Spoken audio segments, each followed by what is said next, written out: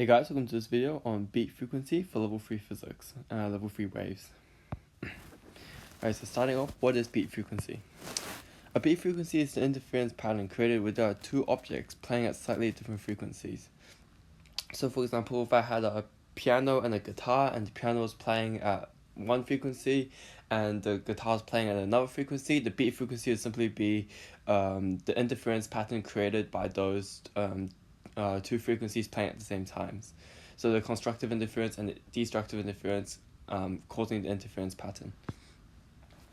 Alright, so for acoustics or for music, a beat frequency will be alternating high and low intensities of sound. This is due to the interference pattern form, which is alternating areas of constructive interference and destructive interference. So when we have the interference pattern, we'll see that there will be a very constructive interference, so a loud intensity, and then alternates to a low intensity, and then back to a high intensity, and then low intensity, so it's alternating between high and low.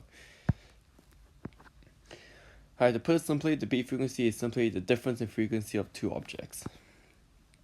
In NCEA Level 3 Physics, beat questions are mostly theories or can be used in conjunction with a calculation question. So they might ask you, an example question they might ask you would be how are beats formed, or what is beat frequency, and they could also use it in a calculation question. So for example, they could also use it in like a Doppler effect question. For example, like they could say that the beat frequency heard by two objects is some beat frequency, and then ask you to calculate the speed of the trains, for example. So beat frequency can be used in conjunction with calculations or be a separate section and have its own explanation in theory-based questions. The formula for beat frequency, that is the beat frequency equals to the absolute value of f1 minus f2. So the two lines on the end just represents absolute value, and if you in maths, that just means we're taking only the positive value of everything inside the absolute value. So for example, if f1 is less than f2, we'll get a negative answer because a smaller number minus the bigger number will get a negative number. But the absolute value tells us that we only need to take the positive value, so the negative becomes a positive value. So what this tells us is basically this tells us that the beat frequency cannot be negative. So for example, if there was an object producing waves at 50 Hz and another at 55 Hz, the beat frequency is always 5 Hz, not negative 5 Hz. So in this case, you have 50 and 55. If you had 50 minus 55, you would get negative 5. However, the absolute value will turn that negative 5 into positive 5. And if we had 55 minus 50, we'll get positive 5. And the absolute value doesn't really do anything in that case because it makes it positive, but it's already positive. So the beat frequency in this case would be 5 Hz. Alright, so in practice. So 1. What is the beat frequency of an object producing sound at 62 Hz and another at 72 Hz? The answer to that is 10 Hz, because we're taking the absolute difference, the 72 minus 62, that is 10. What are the possibilities for the frequency of an object if one object is producing sound at 22 Hz and the beat frequency is 2 Hz? Alright, the answer to that question is 24 Hz or 20 Hz. And that's because the beat frequency is the difference between two frequencies. That means the second object could either have a higher frequency or a lower frequency. Because in this case, if it's 24, the beat frequency is 2 Hz. But if it's 20, the beat frequency is also 2 Hz. So there's two possibilities in this case. Alright, so beat frequency and tuning instruments. Beat frequency is used to tune an instrument. We use a tuner, so a tuner, one of those tuning forks.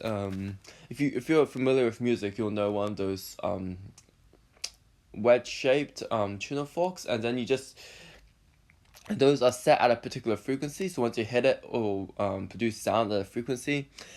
And in this case, a tuner would play the same note on the instrument. And if there's a beat frequency formed, we know that the frequency of the tuning fork is not the same as the frequency of the piano, which means, piano in this example. So we know that there's an issue, so we're going to have to adjust the frequency of the piano so that's the same as the tuning fork. So if we hear a beat frequency, we should adjust the tension of the string in the instrument. Okay, so if we change the tension of the string in the instrument, the wave speed, so the waves traveling in the string will also change. And we can see that by the formula V equals the square root of tension over mass per unit length. That's the formula. So V is proportional to the square root of the tension. So by changing the tension, the wave speed also changes. And we know that F equals to V over wavelength. So it's speed over wavelength. And we know that because V has changed, that means our frequency will also change. So mostly in this section, the way we're going to be changing the frequency is by changing the tension of the string in the instrument. So we know that waves is directly proportional to frequency. And once we hear no beat frequency, this means that the tuner and instrument are producing sound waves at the same frequency, meaning the instrument is successfully tuned. So we know beat frequency is the difference between two frequencies. If there's no difference between two frequencies, that means they must be the same. So in that case, if they're the same, that means the piano is playing at the same frequency and the tuning forks are at the same frequency and the piano has been successfully tuned. Alright, so as a person, it will be really hard to tell which frequency is higher. So for example, I play the tuning fork and the piano at the same time, I hear a beat frequency. So in this case, either the piano could have a higher frequency than the tuning fork, or the piano could have a lower frequency than the tuning fork. We actually don't know, because we don't actually have the tools, because as a person, it's really hard to judge. So one person they could do is they could choose to either increase or reduce tension. So either one of them, they choose to do either one of those to see the result. If the beat frequency increases, so if the beat frequency is higher than the first time, that means we know that the difference between the beat frequency of the piano and the tuning fork has gotten bigger, and that means we went the wrong way. That means we should have gone the other way, as in we should have increased the tension if we decreased it the first time, and we should have decreased the tension if we increased it the first time. So this means there's now a bigger difference of frequency of the instrument and the tuner, and this means the person has gone the wrong way and needs to reduce the tension if they increased it first, and increase it if they had decreased it first. If the first attempt resulted in a smaller beat frequency, then they're going in the right direction and should continue until there's no beat frequency. So if the first attempt, you see that the beat frequency has gone smaller, that means the difference between the beat frequencies has also gone smaller, which means that the difference between the frequencies, so that means they're going the right way, and they should continue to increase the tension if they increased it at first, and continue decreasing the tension if they decreased it at first. And they'll just keep doing that until they hear no beat frequency. Like beat frequency on oscilloscopes. Okay, so waves are commonly represented in devices called oscilloscopes, and beat frequency may be represented as a following diagram. So as you can see here, we have an object producing waves frequency in the blue, and the second one we have a frequency in the red, and if we combine them to form our interference pattern, there's a difference between these two frequencies, and therefore the difference will become our beat frequency. Our beat period will simply just be one period of alternating low and high intensities as the beat frequency definition. So one alternating low and high intensity, that's one beat. So as you can see, I displayed one beat. So one beat is represented by an alternating low intensity and a high intensity. In this case, to calculate the beat frequency, we just need to calculate how many beats in 1 second. In this case, just one beat every 0.04 seconds. Alright, so in this case, we have one beat every 0.4 seconds. As you can see here, it goes from negative 0.2 to positive 0.2. The difference is 0.04 seconds. So therefore, if we find, because frequency is how many in 1 second, we can just simply find how many of these beats are in 1 second, and we can find the beat frequency. So in this case, we have 1 second divided by 0.04, because we want to find out how many of those waves occur in 1 second.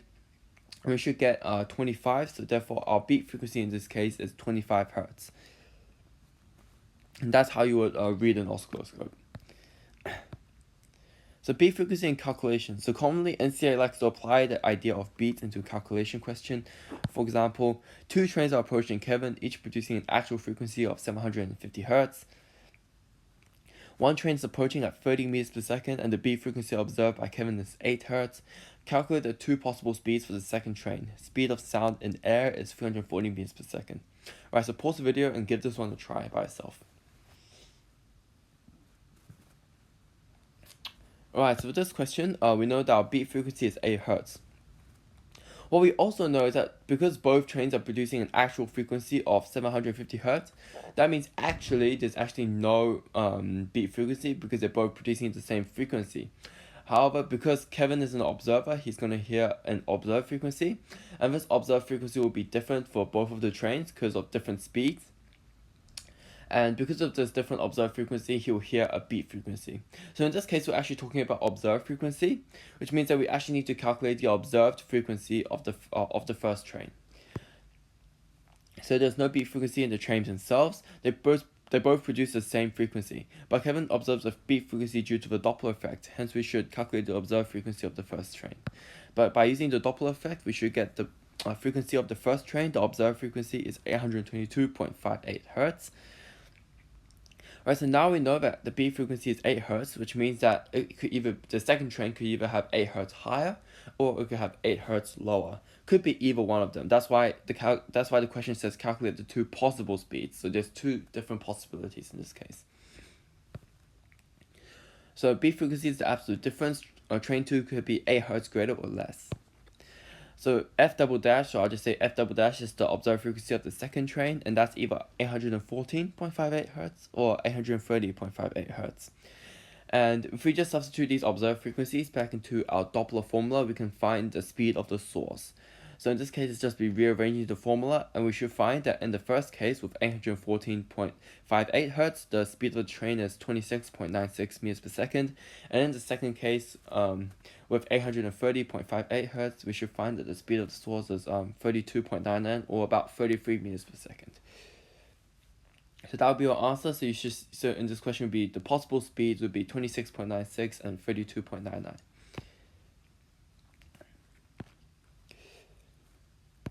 Example 2, Kevin is trying to tune his piano, which I actually don't play piano, just an example, and plays a note at the same time with his 250 Hertz tuner. He hears a beat frequency of 12 Hertz. Assuming the piano has a lower frequency, calculate the factor Kevin needs to increase the tension by. So once again, pause the video and try this for yourself.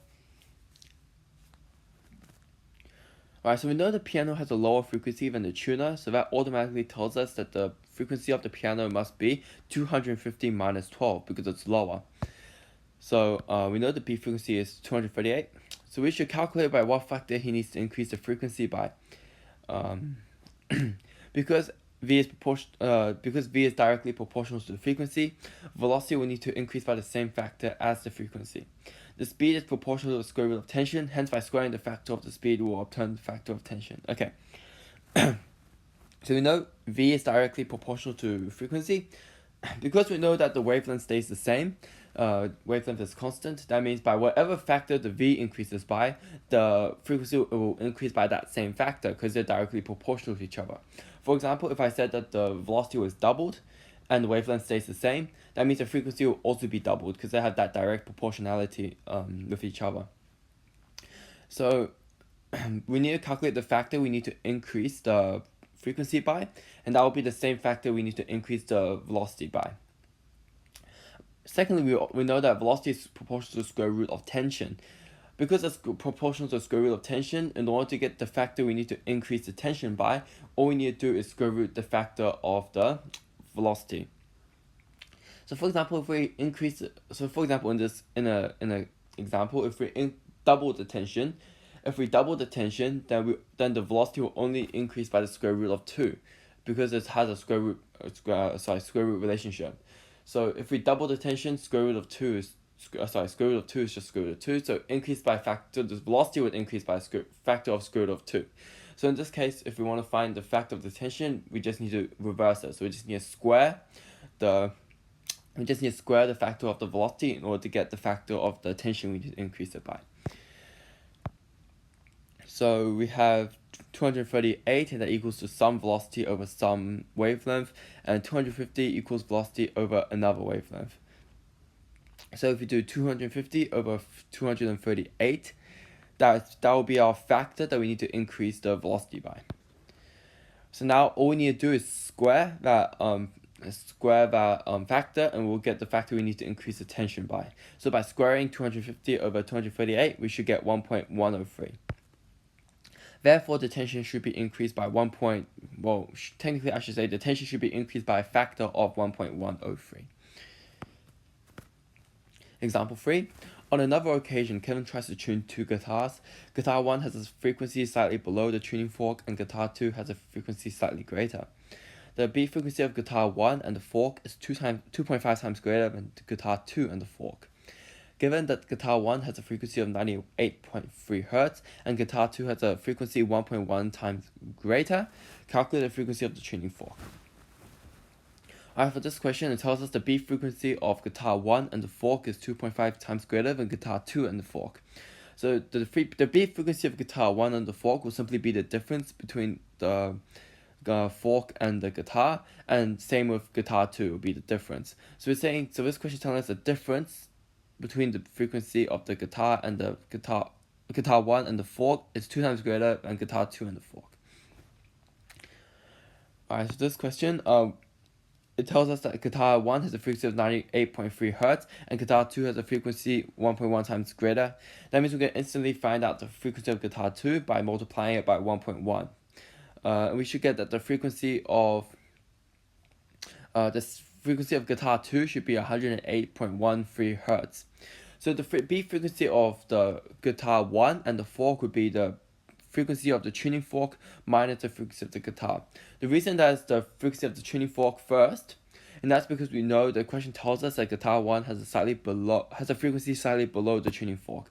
That means the tuning fork has a greater frequency, and therefore we can take the positive value immediately by just saying saying the tuning fork frequency minus the frequency of the guitar 1, because we know by 100% that the frequency of the tuning fork is greater than the beat frequency of guitar 1. Alright, for the beat frequency number 2, we know it's F2 minus the frequency of the tuning fork, and that's because the question tells us that guitar 2 has a frequency higher than the tuning fork. And that means if we say guitar 2 minus why am I saying tangent? Okay, so if we have guitar 2 minus the frequency of the tuning fork, we'll get the positive answer, and that's what we want. But we know beat frequency of guitar 1 and fork is 2.5 times greater than guitar 2 and the fork.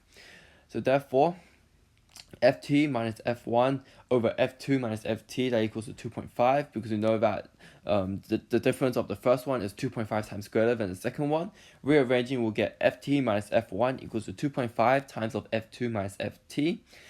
And we know the values for F1 and F2, and we can just plug those numbers in and substitute, and we can solve for our frequency of the tuning fork.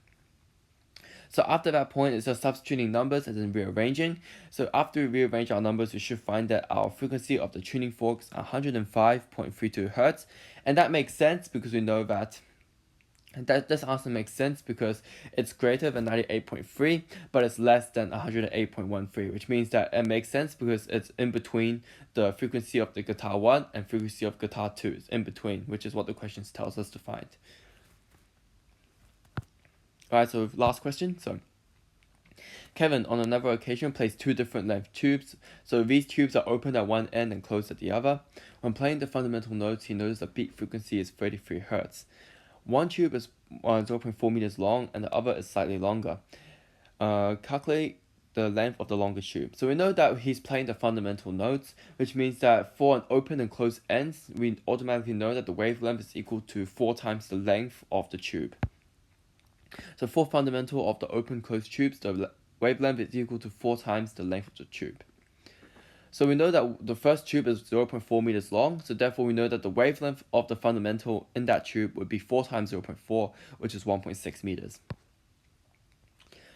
And we also know that frequency equals to V over lambda, and we know that the speed of sound is 340, and if we say 340 divided by the wavelength, which is 1.6, we'll get the fundamental frequency of the first tube is 212.5 Hz. Alright, so for beat frequency, we know that the frequency could either be higher or lower. However, we know that the second one is longer because we say one tube is 0.4 meters long and the other is slightly longer. If we have a longer tube and it's still playing the fundamental notes, so lambda equals to 4L. If it's slightly longer, that means our wavelength will also be longer because our length is bigger. And we know that f equals to v over lambda, and f is proportional to 1 over lambda, which means that if the lambda is bigger, then the frequency will be lower. So automatically we know that in this case, the frequency of the second tube must be lower than 212.5, and we know the beat frequency is 33 Hz, so we can just simply say that it's 212.5 minus 33. The frequency of the first pipe is 212.5. Although the beat frequency means that the second tube could have a higher or lower frequency, the length is bigger, hence the frequency is lower. So f2 minus 33, that will give us 179.5 Hz. And if we substitute 179.5 into v over lambda, we'll get that our lambda equals to 1.894 meters. However, we know that Kevin is playing the fundamental notes. Lambda equals to 4L, which means that if we divide it by 4, we'll get the length, and the length is 0.4735 meters. Alright, so that's it for the beat frequency. I hope you enjoyed the video, and I hope to see you all in the next one. Thank you. Bye.